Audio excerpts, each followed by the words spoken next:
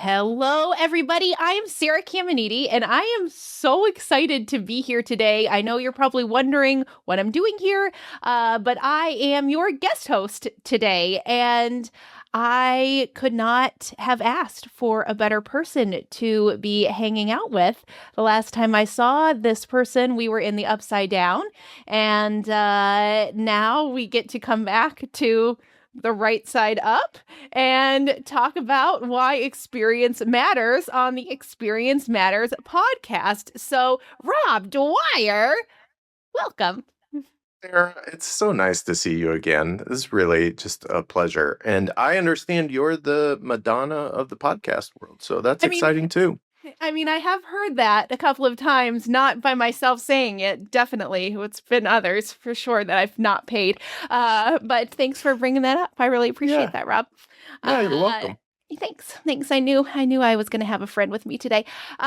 So just to give a quick intro, because you are also I'm trying to think, what is a one word named male Bono? Sure, let's go with that.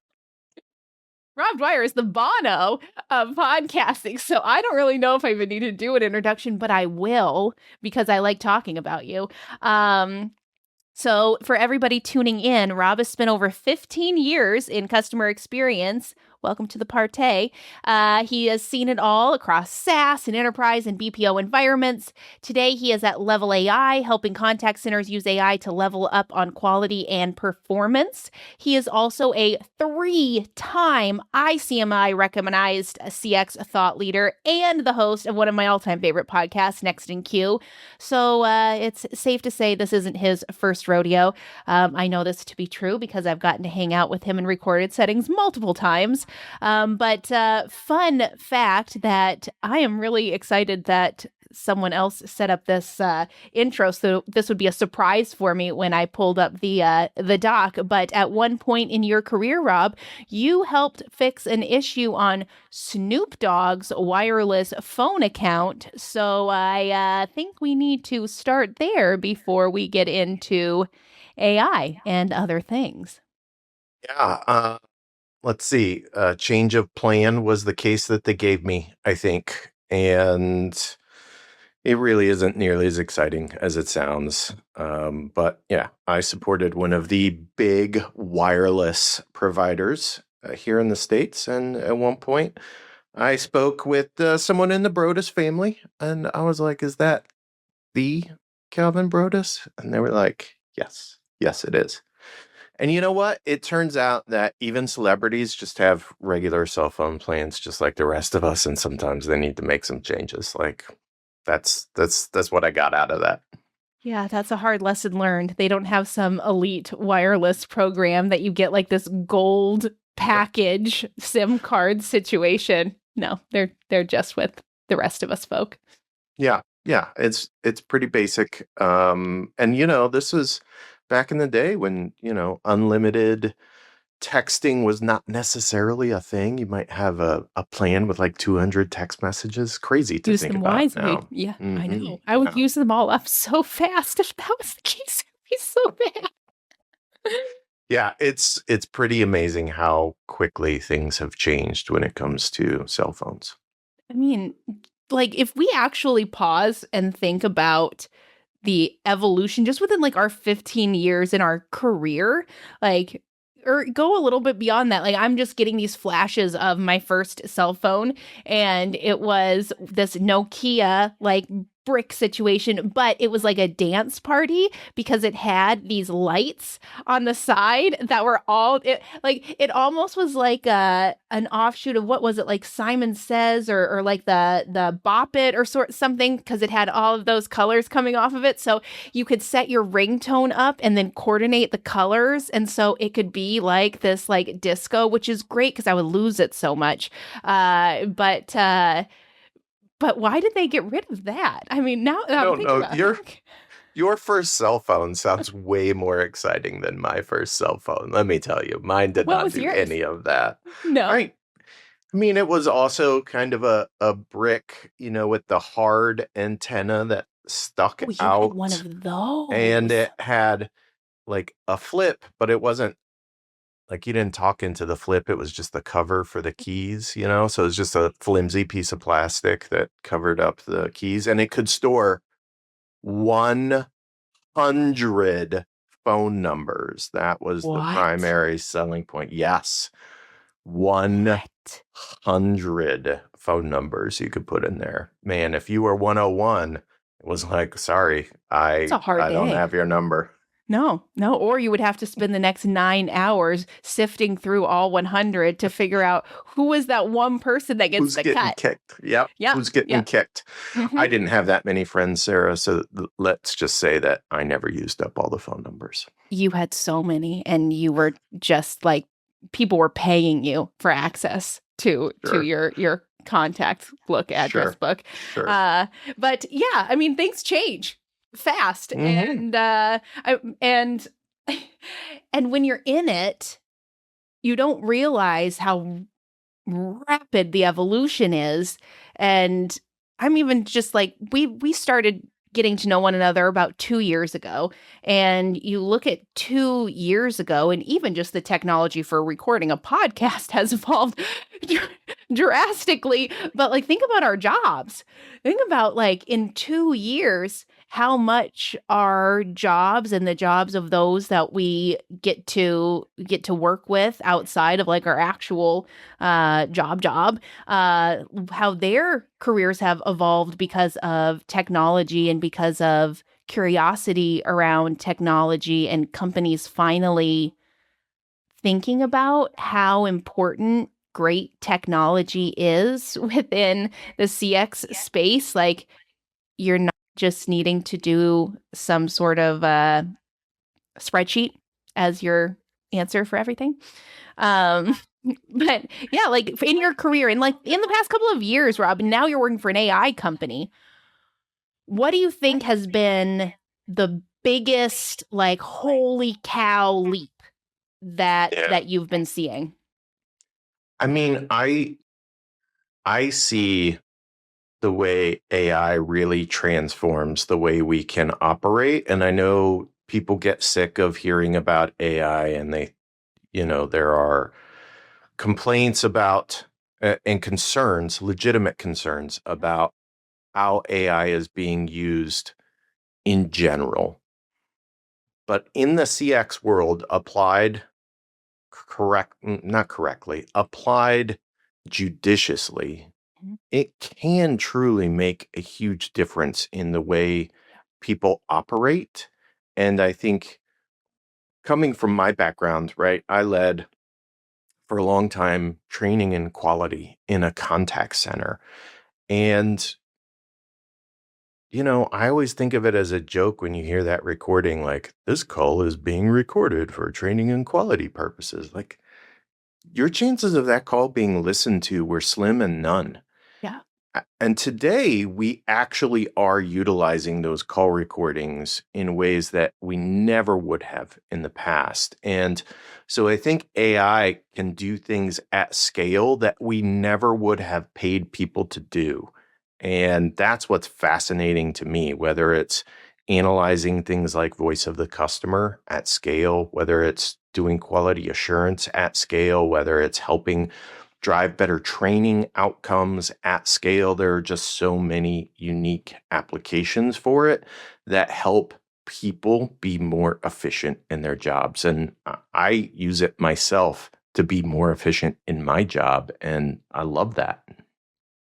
No, I couldn't agree more. And I think that one of the things that has made me the most excited and joyful, really, about the evolution of AI and the conversation that exists around it is that the strategic work, the really difficult, thought-provoking work that we've been always doing. The frontline teams are some of the most intelligent human beings that company will ever be lucky enough to have. And now the cool thing is, it's getting elevated. Like, that hard work is actually getting seen and appreciated and acknowledged. And a lot of that has to do with the way AI can organize information and share information. And coming from your previous background and moving into this AI space. I mean, your company has the word AI in the name of it.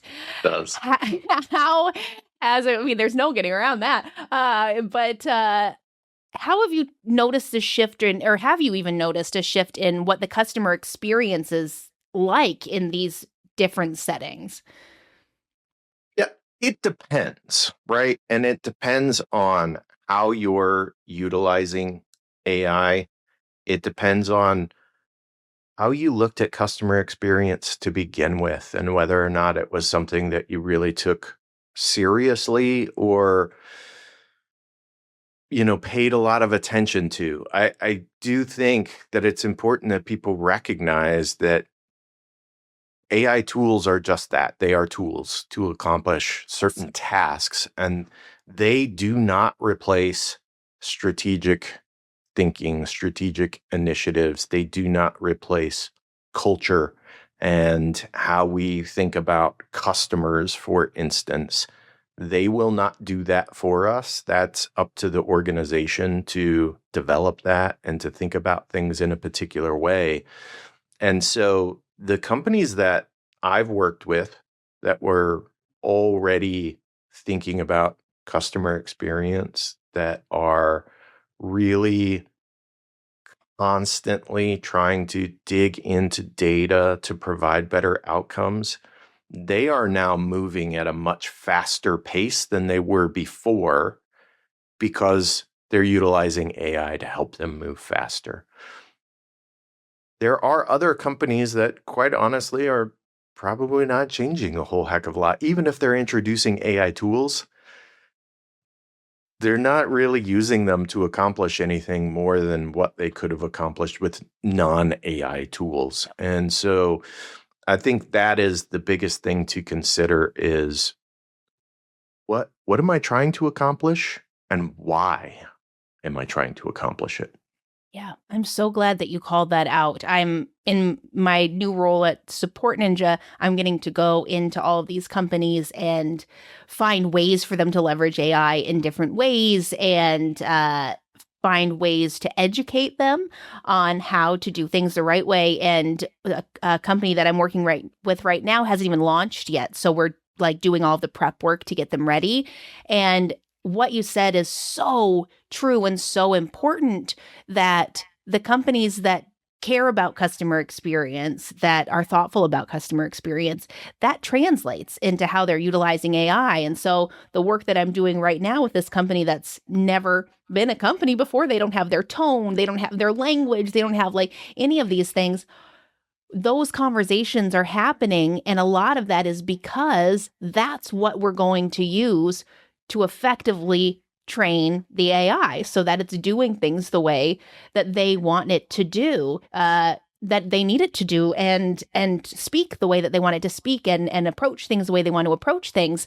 And the amount of thought and preparation that goes into just even thinking about introducing an AI tool, let alone managing and maintaining and evolving with that AI tool, does not get discussed enough. And we see the effects as consumers. We see the effects of poorly laid out AI strategies because we feel pain when it's happening. Like we physically like have a reaction when this is happening, yet no one's teaching people in a way that they want to listen how to do it the right way. I feel like outside of our space, like we are very fortunate that we are a group of individuals in this CX world that we love to share knowledge. We are not gatekeepers. We want others to be successful. Our entire purpose in our careers is to help people. So helping others in the industry is like one of our favorite things to do. I know it is for you as much as it is for me. And so we are constantly talking about ways to do it better and about our struggles. But that doesn't always seep out into the world. And so with your new role, what kind of conversations are you having around AI with your customers? Yeah, I think Sarah, when we're talking to customers, often, right, they're embracing AI because they're our customers. The question becomes, what more can we do? My company does more than just kind of the bare minimum when it comes to AI. We are a full CX stack of AI products, and so for us, it's about understanding what your business needs are, where your current challenges are, and do we have tools that can help you overcome those challenges, and helping you think through what are some of the ways that maybe you haven't thought about. And I think that it's critical as a vendor when you're talking with your existing customers or potential customers to talk through these use cases where maybe even other people have seen success. I mean, we've got some people who have the exact same setup, if you will, right? They've got all the same products, but this customer over here is using it in a wildly different way than this customer over here. And so we like to even talk about how our customers are achieving success using things. And we have some that are more focused on, for instance, voice of customer, or some that use, we have a product set called AI Workers, and there are a number of different ones, but you just talk to them in plain language to get data back from all the data that you've been putting in, right? So if you just want to say, hey, I want to know what are some of the major pain points that customers are expressing this week, you can do that. And then you can hone it down so that you get very specific feedback. But all of that requires having conversations with customers about what's going on in their world and understanding what's changing day to day. Sometimes that involves different stakeholders coming and going within the company. We all know that, people move on, sometimes by choice, sometimes not by choice. And so recognizing, okay, who's this cohort that I'm working with? Or it could be, hey, we're ready to make the next step forward. So we've been using A and B, but now we're ready to embrace C. And how do we do that? So I think most of the time it is, right, understanding problems. The next piece that I feel like is really important to talk with people is just set realistic expectations for AI. And I think people get scared of, well, AI is going to be wrong. We never say our people are going to be wrong. I'm scared because my people are going to be wrong. And they are. Like we're people. Yes, AI sometimes will not be 100% accurate, just like people are rarely 100% accurate. And so I like to help people through that fear and understanding it's not about being 100% accurate. It's about having good information so that you can move forward in a positive direction. It's about helping customers achieve whatever it is that they're trying to achieve on their own terms. That's what we're trying to help customers do. Yeah. No, I mean, that makes a lot of sense. And that's a really valid point about humans can get it wrong as well. But I do think that what needs to and constantly be reminded to folks outside of our industry that are leveraging AI for customer purposes is the need to monitor what's happening with your AI. Like, this is Absolutely. not something just because, yeah, things can be wrong and then it'll work itself out. That does not mean that no one should be paying attention to what's happening with these tools. And that's something that we see, I'm sure you see just as much as I see, happening all the time, because the conversation is typically around headcount and reducing headcount. And the conversation actually needs to be what that headcount should look like in an AI leveraged environment. And yeah, you may have to rethink how some of those frontline workers are spending all of their time or what their job title is. Holy cow, opportunities for career growth. But someone has to be paying attention. Multiple people have to be paying attention, because if there's a change to the knowledge base, if product isn't communicating that stuff's going on, if the website has a little tweak to it and now that's not reflected in certain documentation, like all of it trickles back into knowledge and knowledge management. And yes, AI can get it wrong, but the difference here is if AI gets it wrong and nobody catches it, the AI just learned that's right. And then it's gonna keep leaning into that because nobody corrected it. And so hearing about like some companies, one of the first questions that I always ask when I'm talking to new AI companies that reach out for demos or my opinion or something like that is I always ask about QA. Like, how is your company thinking about QA? Because there's those ups and those downs.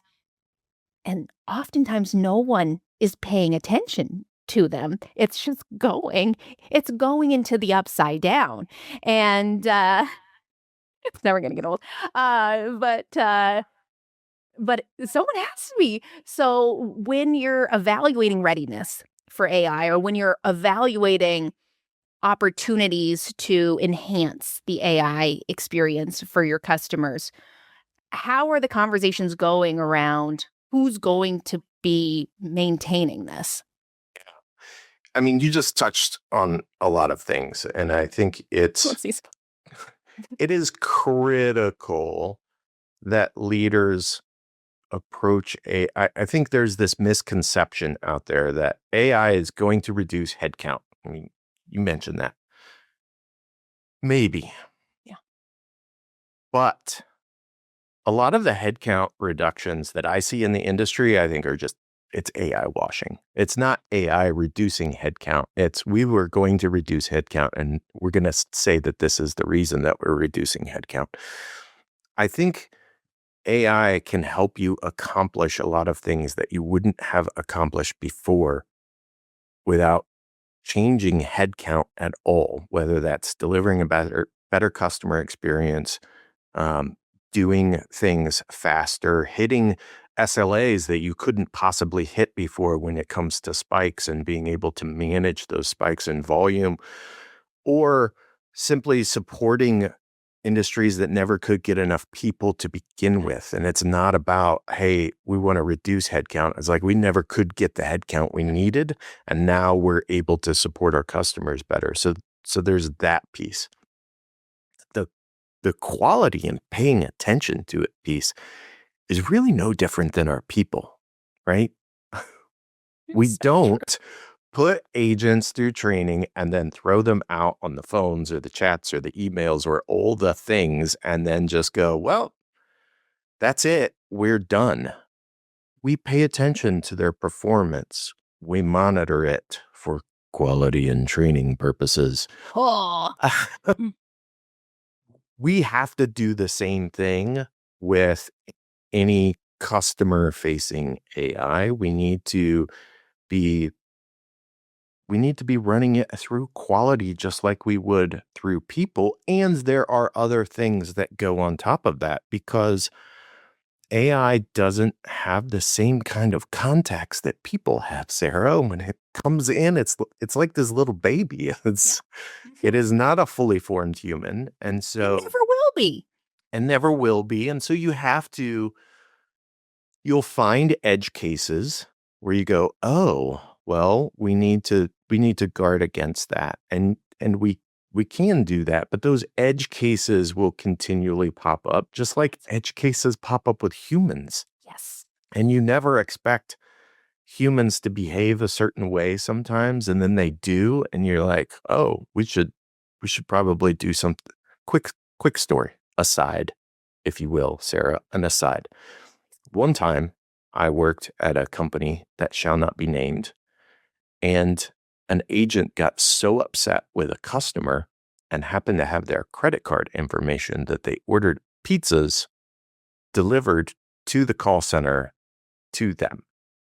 on this customer's credit card information. Now, dumb, right? Just dumb. Quick on your feet. Holy cow. We're gonna discover who did that very quickly, and very quickly you're not gonna have a job anymore. This is a bad idea. But this is one of those things where you go, well, I never would have imagined that a person would do that. And so now all of a sudden we're like, oh, well, now we need to have a policy against that, right? We need to have procedures to safeguard against that.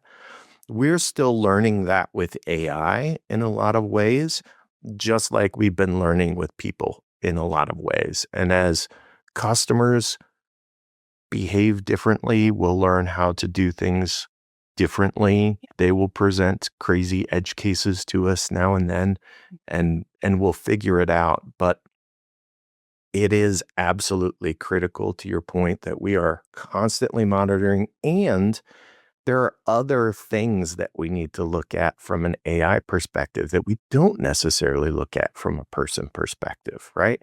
I think just off the top of my head, like latency. We don't worry about latency with people, although we do, right? We look at things like dead air and response time. If it's chats, like we don't call it latency, but that's what it is. And from a technology standpoint, if you're working with like a voice bot, you absolutely want to monitor that as well. So there's some different terminology out there, but that whole experience, we need to look at it very similarly. Yeah. Yeah. No, it's true. It is very true. So going back to QA, because I do think that this is such a exciting piece of the AI jungle, with how AI can, like, something I've always struggled with. Quick soapbox moment. I'll make sure it's brief. Is that we as leaders were tasked, if we were working, especially in call center environments, to QA 2, maybe 3 calls in a period of time. And that would be your gauge of performance. I love the look on your face, because I'm struggling to say those words out loud with any conviction, because ludicrous. But with AI, you now have this opportunity to not only do sentiment analysis, which is different than QA. I mean, at least in my perspective, like sentiment analysis, you could get a negative sentiment because someone's angry about a refund. That has nothing to do with the agent. That is absolutely, like, those are 2 different buckets, but you're getting more context. And then you've got the QA piece of, how is this agent doing? How are they doing in terms of leveraging knowledge base articles and speed and tone and all of those things? Then you've got all this other stuff out there now, especially in call center settings, that are doing the observability piece, where you're actually now connecting the dots between like bad audio and what that does to the customer experience, which, holy cow, yes, that makes so much sense. But there's so much data now available for every single interaction. And you actually get a full understanding of who is this person that we are supporting and celebrating and inviting into our company to work with the customer, and how can we best support them? What are the good, what's the bad, all those sorts of things. But what have you been seeing in terms of overwhelm with this kind of data? Because we're data obsessed. So, like, it probably wouldn't scare us too much. We would probably be like just yearning for more. But if you're going from being really comfortable with looking at 2 interactions to hundreds, if not thousands, of interactions, how do you think folks are feeling? Yeah, I love this question. So I think there are a couple of things happening here.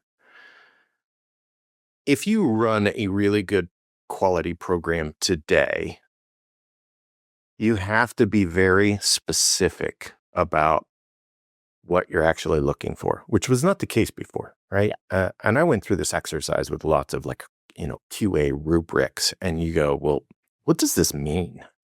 Like, this seems really subjective, and I don't know what this means. So I don't know how these agents know what this means. And when you start asking AI to give you feedback, now all of a sudden it's like, no. We need to be really specific about what we're talking about. We need to get very granular about what it is that we're looking for. And so I think today we do a better job of helping agents understand what it is that we actually want them to do, whereas maybe we didn't do a very good job about that before. If we are going to use AI to help us with QA. So that's number one. But number two, I think there's a mistake in trying to look at every single interaction. When you're only doing 2 or 3, then yeah, that's what you do. You focus on those 2 or 3 interactions and you talk about those. And I think we have to move away from, if I'm evaluating 100% of your interactions, I don't care about specific interactions unless there is a very specific behavior that comes up in one of those that maybe isn't common across all interactions. But in general, the challenge always was before, as a coach who was managing a team of agents, the challenge was identifying, okay, Sarah, you're one of maybe 20 of my direct reports, and I need to identify on a regular basis what you're good at, where your opportunities lie, and what I need to prioritize with you to help you move the needle the fastest and the farthest. And that's a lot to ask of a person who's also dealing with time off requests and dealing with someone down the aisle who hasn't showered in 3 days and maybe has an odor about them, and someone's complaining, and I've got a dirty chair over here, and somebody was eating at their desk and got crumbs all on the keyboard over here. Like all these things that you're doing, right? And oh, by the way, be strategic and figure out what Sarah needs help with and what I can celebrate with her. AI will help you do that in seconds. Yeah. Whereas before it would take hours and I wasn't getting a full, complete picture. I was getting these little peaks about your performance. And by peak, I don't mean high. I mean, I'm like just peeking in and seeing one moment. And so when people, and by people, I mean the people who are coaching agents, stop focusing on the really granular, discrete interactions and start looking at the broader trends of behavior to understand, when I have my coaching session with Sarah, what are the things that I want to celebrate that she's accomplished based off of our last coaching session? And where are we going to try to move the needle next? AI is so great at helping you do that. And so as long as we don't overwhelm our agents with like information about every single interaction, and as a supervisor, I'm not thinking about every single interaction, but I'm thinking about the larger performance, then we don't really have to worry about overwhelming people, because we can focus on what's important as opposed to all the noise that potentially got in our way in the past. That's it. It's the noise. And I think that with the right approach to leveraging QA with AI effectively on your team, you will be able to be strategic in ways that you didn't give yourself enough credit that you were able to be strategic. Because if you have 20 direct reports, like, you are a therapist. You are a therapist, you are a babysitter, you are a cleaning crew, and you are supposed to be strategic. And like, if you are only taking a peek into someone's performance and you know that this person is an anxious person and they get so nervous every single time these conversations come up, and you have no idea if what you're looking at is actually reflective of them. So like most managers probably do in those situations, like if I was in that situation, I would probably look at more. I would keep going. Like, I want to make sure I make this as easy and true as possible for this person because I care about their success. Okay, well, now you spent 4 hours combing through all of these calls. You're probably getting pretty close to the same grasp on things. Maybe there's a little funness in there that you uncover, but who knows? Because you're still just needle in a haystack. 4 hours looking at what, five, six isn't Right. giving you the full picture. But now you've got these tools that come in and say, here, these are the trends. I love that you use the word trend because I think that that is one of those anchor words when it comes to AI of like, it's a pattern recognizer. Like, that's what it is. It's a pattern recognizer. Let it recognize patterns that you don't have the brain space or capacity to recognize because it would require you to clone yourself 9,000 times to be able to do it. But that mindset shift as the agent of, oh, they're only going to look at two. They're only going to look at two. To suddenly, oh my God, they are going to look at everything. This is going to be so stressful. This is going to be so horrible. How do you recommend leaders introduce this change to make it so that it's not so big brothery and instead it's really celebratory and helpful? Yeah. I love that question. And again, I think it's all about the approach and how you culturally approach your agents in your business. If QA has traditionally been a stick, it's just going to be a lot of sticks now.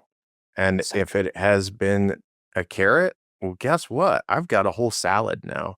And it becomes this complete meal instead of just the carrot, which, you know, I think sounds more appealing to most people. So it boils down to your culture and how you approach things. And I would just say that leadership needs to ensure, and when I say leadership, I mean all the way at the top, because that's where your culture is set from. That leadership needs to make sure that all the way down, we understand that this is going to be used in a way to help equip our agents to be the best versions of themselves. And it's not, I'm trying to catch you doing something wrong. I'm trying to catch you doing something right and identify what I can do to help you be even better going forward. And that should be the mindset of the coaches, the supervisors, or the team leaders, the managers, regardless of what tools that we're using. And if that's not the mindset, it doesn't matter what tools you're going to use, you're going to constantly experience agent churn, turnover, and constantly be fighting that battle as opposed to figuring out how we can make experiences better for our customers. This is why I love having you around. Holy, that was a good answer. Now I've got just one more question. I mean, I've got 9,000 more questions, but I've got to, tone it down a little bit because I would like Hiver to ask me back to guest host this podcast and not have it be 18 hours of just Rob and I, even though that would be a party and a half. But I want to talk about trust and judgment just a little bit more and zoom out because Hiver does these really great research reports. And one of the ones that they've just come out with found that 9 out of 10 support leaders remain cautious about fully allowing AI to represent their brand in customer conversations. And we've talked about this like a little bit in bits and pieces, but from your perspective, what is really behind that hesitation and what needs to happen before leaders truly trust AI in customer facing moments? I think what's behind it is accountability or the lack thereof. So at some point when we hire people and we put them through training, we trust them enough to go talk to our customers and represent our brand, right? And that training is probably not very long, and they probably know only a tenth of what they need to know to really be effective at their jobs, right? But we can also hold them accountable when they really, truly mess up. If they intentionally provide the wrong information, we know that we've got someone to hold accountable for that. We know that, and because we monitor all the things, like we know where they're getting their information, right? So we may be recording their screen, and so we know what knowledge base article they used to find information. And I think that the scary thing for leaders when it comes to AI is a lot of systems, they feel like it's a black box and they don't know how AI reached a conclusion or why it communicated in a certain way. And there's no real way to hold that AI accountable. And so I think it's incumbent on technology vendors that are building in this space to be able to provide kind of that train of thought evidence in why this particular virtual agent or bot or whatever you want to call it in your business did a certain thing. And if you can do that, I think it gives some, number one, it creates some credibility, but it helps leaders understand the why something is behaving in a particular way. And if it went out and it grabbed the wrong knowledge base because we didn't update that knowledge base because we forgot about it, now I know I need to go do that. That's what I would have done with my agent if they went and grabbed some old knowledge and you were like, oh, that's still there. We need to fix that. But if we're not providing that context around why, then it feels like this black box and we don't know why it did it. And then we just get frustrated. So that frustration breeds distrust. And that's the key. That's the key to solving it.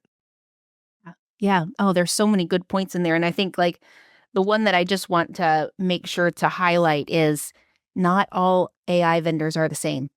And the ones that are building systems for CX that actually understand CX and understand the importance of sources, understand the importance of how things are organized so you can figure out what's going on. Like those are the ones worthy of the investment. Those are the ones worthy of partnering with to learn about it, to use it the right way, to be curious and be mindful of that when you're looking for AI vendors. Like, do I feel nervous integrating this into my tech stack? Because trust your gut. Like your gut is valuable, and uh, it's so important to be able to know where things are coming from for these AI answers because it's just exposing cracks.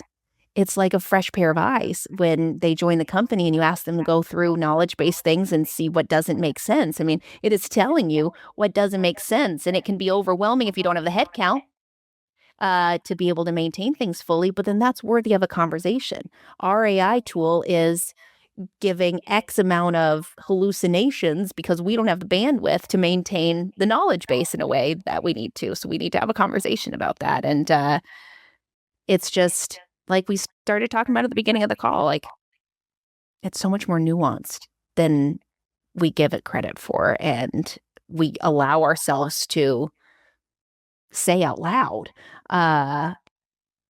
So thank you for flagging that. And just to kind of sum up this conversation that I'm so sad is ending, like careers need to evolve in the CX space.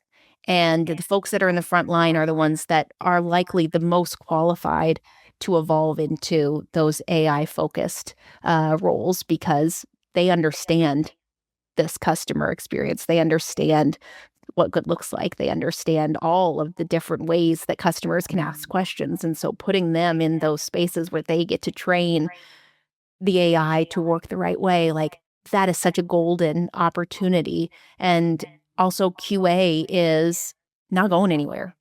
And strategy within QA is not going anywhere. And culture is also not going to change if you introduce new tools. So tools aren't going to fix things. tools are going to expose things, whether they're good or bad. And think about what your foundation is always as you lean into all of these tools that are starting to pop up and change the way that we approach things and allow us to be more strategic. But is your foundation strong? Do you have the setup to continue to nurture that foundation as new tools come in? And what do you need to solve? Because you don't need to bring things in to do everything. Rob beautifully stated in the beginning, you have to figure out what the problem is. And then you find the tool for the problem. Don't just do AI to do AI, because that's not even a sentence. You don't do AI, but people really like to say that. But is there anything else that I missed, Rob, that we touched on today aside from Snoop Dogg? I just want to thank you for making this happen. It's been too long since we've had the opportunity to chat, and thanks to Hiver for making this happen. It's very cool to be part of something new always, and so I'm glad that we got to do this together. It's been fun. Me too. We've got to schedule more time to hang, and everyone always just learns so much from you, Rob. You are just such a treasure in this community, and I'm so grateful for your time and for your friendship and for your knowledge and guidance. And thank you. Thank you, thank you, thank you. I hope you have a great rest of your day. Thanks, Sarah. Bye-bye. Thanks for tuning in to Experience Matters.